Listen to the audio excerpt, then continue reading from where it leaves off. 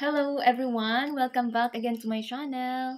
By the way, for those who are new here, I am Mentor Choba, a political science instructor, and I'm also teaching some of the general education subjects like the contemporary world, readings in Philippine history, life and works of Jose Rizal. If you are new here, please don't forget to like this video today and subscribe to my YouTube channel in order for you to get updated on all my video uploads every week.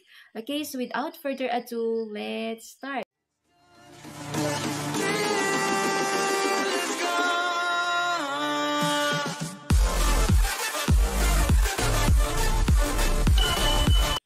Alright, so for our previous tutorial, we have discussed the 5 importance of research.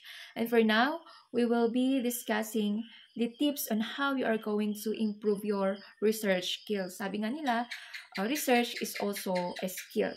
Skill na pwede mong gamitin. Kahit na-employ ka sa ibang field, pwede mong gamitin ang pagre-research para magkaroon din ng ibang compensation. Alright, so number 1, the first tip for you to put in your mind is to always start with a big picture, okay? And work on your way down. So, start mo siya na you gather more information. So, pagpunta mo sa library, pag-search mo, let's say for example, if you are looking for the forms of government, so mag-gather ka lang ng mag-gather, okay? I-gather mo lahat ng mga information and then, pupunta ka na sa next na step. So, you gather a lot of information about the forms of government. Okay. The next step is this: identify the reliable sources. So there are a lot. Techniques on how you're going to identify if that source is reliable or not. So sa unang step, nag-gather ka ng maraming impormasyon. Next, identify mo na yung mga sources mo. Or while you are gathering your information, sinecheck mo, pwede mo na ding isabay na i-check, i-fact check kung yung mga information na yan ay totoo. Use analytical skills. So, dapat meron ka din, alam mo din ang analytical skills. Simple, I mean. Let's say, for example, you ask who is the author. Sino ba ang nagsulat dyan? Reliable ba? Credible ba yung source na yan? Or galing yan sa Wikipedia? So, dapat sinecheck din natin yung mga authors. Kasi, di ba, kapag nagre-research naman tayo sa internet, mayroong nakalagay doon sa taas or sa baba kung sino yung author at ano ang natapos na pwede mong i-validate sa ibang social media platforms. Kapag sa libro naman, meron namang nakalagay doon na author. Okay? So, check the reliable sources. Okay? So, yan ang number 1 natin. So, kahit student pa lang tayo, dapat alam nating mag-check kung reliable ba ang source natin or hindi. So, don't use Wikipedia. Next, okay, validate information from various sources.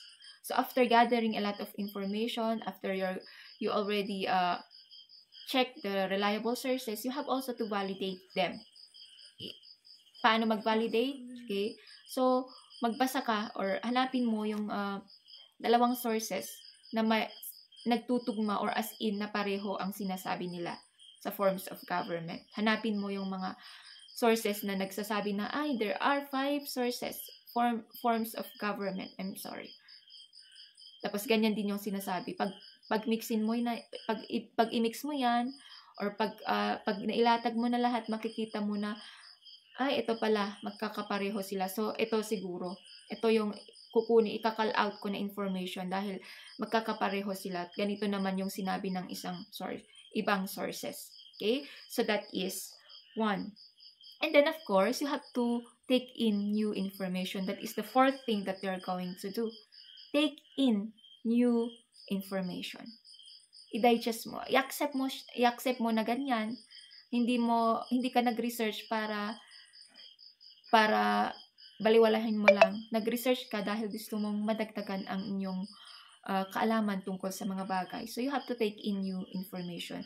Hindi yung nag-research ka para lang mabasa mo pero hindi mo naman siya ina-apply. Okay? So, the 5th one, so I only give you 5. Mag-search na lang kayo kung ano pa yung ibang tips. Alright? So, of course, you have to make use university libraries. Pag pumunta ka sa library ninyo, for sure marami kang mga sources doon. Maraming mga reliable sources. Okay? Mababalidate mo agad kung reliable yan. Unlike if you're going to use social media. So that ends our discussion about the tips on how to improve your research skills, and I hope that I was able to help you again. And if you have any question, please don't hesitate to write down in the comment section. Para pag nabasa ko, I will just give you a reply.